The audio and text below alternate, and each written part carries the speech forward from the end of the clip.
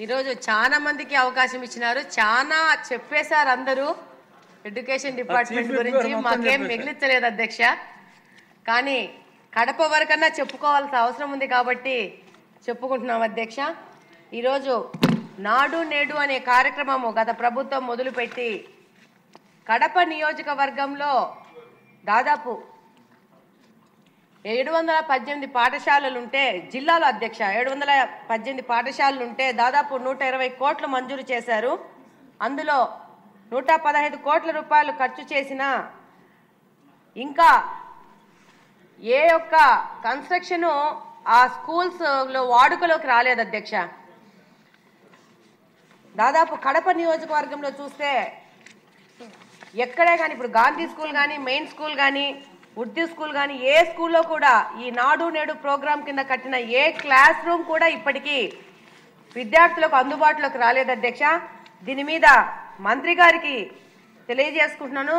దీని మీద ఒక విచారణ జరిపి ఎందుకు ఈ పాఠశాలలు ఇంకా కాలేదు, దీనికి అవసరం ఏంటి, ఇంకా గతం గురించి మాట్లాడుకొని మనం సమయం వృధా చేసుకోకుండా ఈ యొక్క పాఠశాలను పూర్తి చేసుకొని విద్యార్థులకు అందుబాటులో తెచ్చుకోవాల్సిన అవసరం ఉంది. దానికి కావాల్సిన కార్యక్రమంతో ముందుకు పోవాల్సిన అవసరం ఉంది అధ్యక్ష.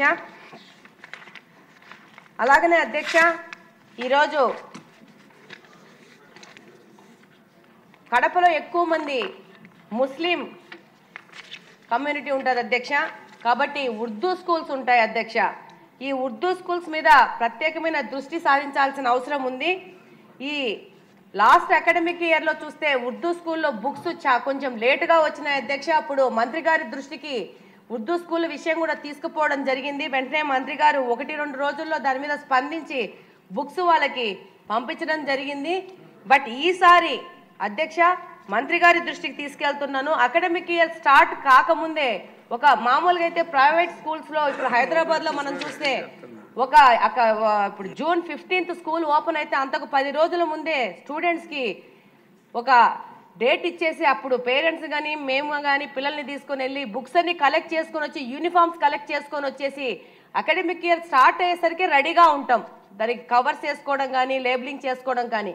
ఇప్పుడు ప్రభుత్వ పాఠశాలలు కూడా ప్రైవేట్ స్కూల్స్తో కాంపిటీట్ చేస్తూ మనం ముందుకు పోవాలనుకుంటున్నాము. ఒక ప్రత్యేకమైన ప్రభుత్వ పాఠశాలల్ని ప్రత్యేక స్థాయి తీసుకుపోయి ఒక మోడల్గా ఆంధ్రప్రదేశ్ని ముందుకు తీసుకుపోవాలనుకుంటున్నాం. కాబట్టి మనము కూడా ఈ అకాడమిక్ ఇయర్లో ఈ పుస్తకాలను ఇవ్వడం అనేది ఒక 10-15 రోజుల ముందే కొంచెము షెడ్యూల్ చేసుకుంటే బాగుంటుందని చెప్పి మీ ద్వారా మంత్రి గారికి తెలియజేసుకుంటున్నాను అధ్యక్ష. అలాగనే జూనియర్ కాలేజ్లో లాస్ట్ ఇయర్ మెటీరియల్ ఇచ్చారు అధ్యక్ష. ఉర్దూ స్కూల్స్లో పిల్లలు వచ్చి మా నోటీస్కి తీసుకొని వచ్చాక మెటీరియల్ వెళ్ళింది. ఈసారి అలాంటి సమస్య లేకుండా ముందే పిల్లవాళ్ళకి టెక్స్ట్ బుక్స్ వెళ్తే బాగుంటుంది. ఇంకొక విషయం ఏంటంటే అధ్యక్ష, ముస్లిం వాళ్ళు ఉర్దూ స్కూల్లో చదువుతున్నారంటే కొంచెం పేదరికానికి తక్కువ ఉన్న వాళ్ళే ఉంటారు. వాళ్ళకి ఈ పుస్తకాలు చదివేంత స్తోమత ఉండదు. ఇది పాయింట్ నోట్ చేసుకోవాలి అధ్యక్ష. అందుకని మంత్రి గారికి మీ ద్వారా తీసుకెళ్తున్నాను.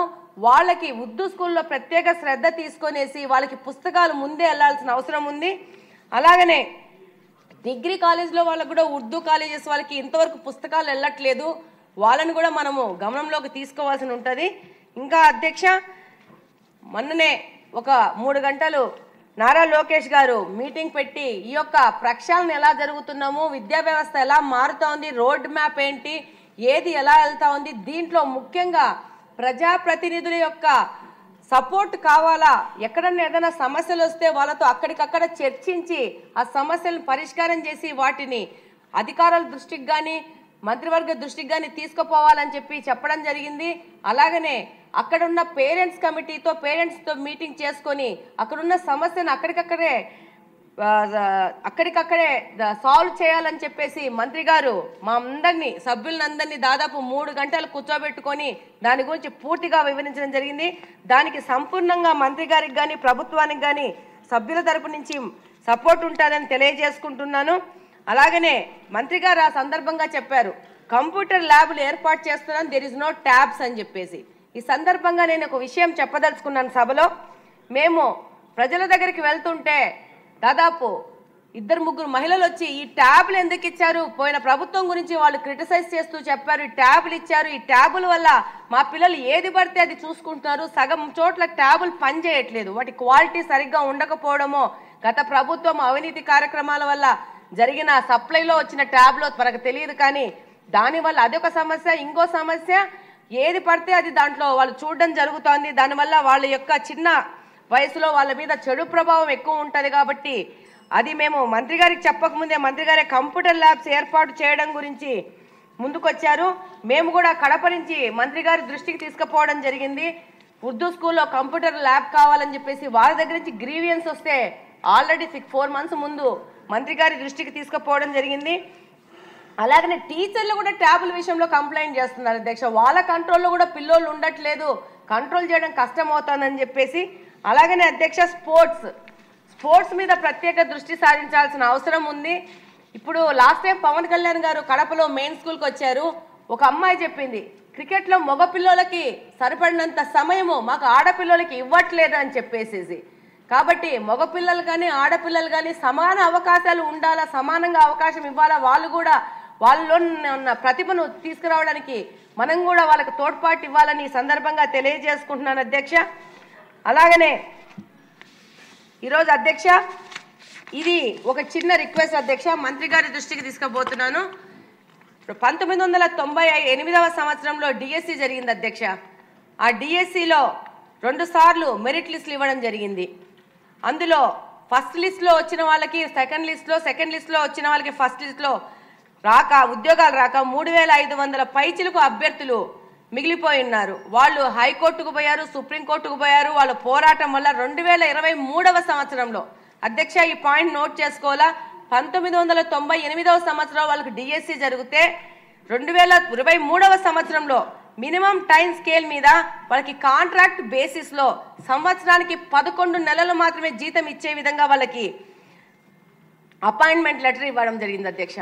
ఈ టైంకే దాదాపు 1000 మంది 3500 మందిలో 1000 మంది రిటైర్డ్ అయిపోవడం జరిగింది అధ్యక్ష.